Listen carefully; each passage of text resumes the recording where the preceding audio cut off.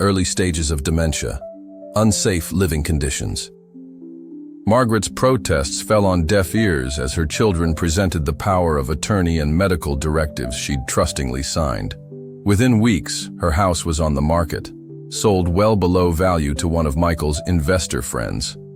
Her bank accounts were drained, the money transferred to a trust she had no access to. Her car was sold, her belongings divided or donated.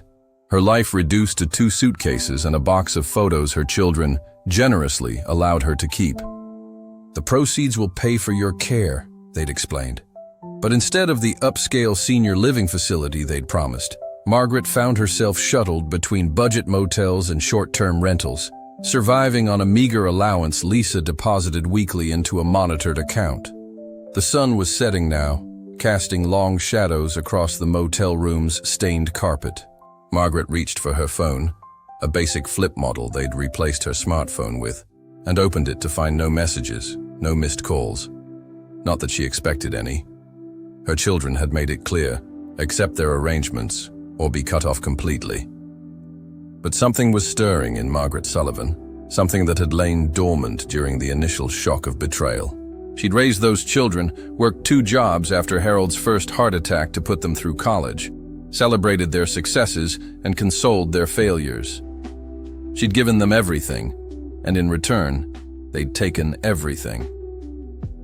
Her gaze fell on the local newspaper she'd picked up in the motel lobby. An article about elder abuse caught her eye, featuring a lawyer who specialized in cases like hers. Margaret's hands stopped shaking as she reached for the reading glasses perched on her head. For the first time since this nightmare began, she felt something beyond despair.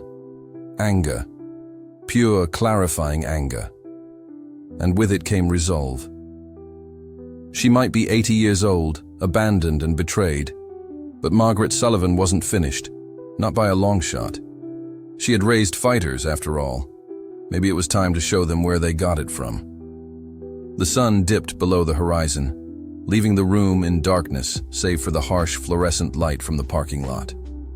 Margaret reached for the notepad beside the phone and began to write, her penmanship as precise and determined as it had been when she taught 3rd grade for 30 years.